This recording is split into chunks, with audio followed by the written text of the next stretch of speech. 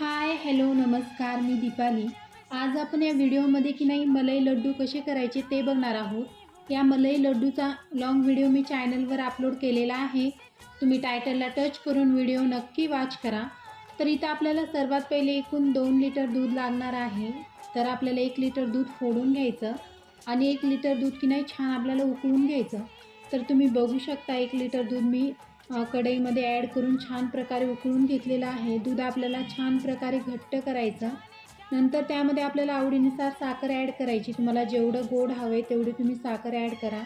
Flavour करता तुम्ही त्यामध्ये विलायची पावडर पण ॲड करू शकता, पण मी नाही टाकली। आता छान प्रकारे मिक्स करायचं।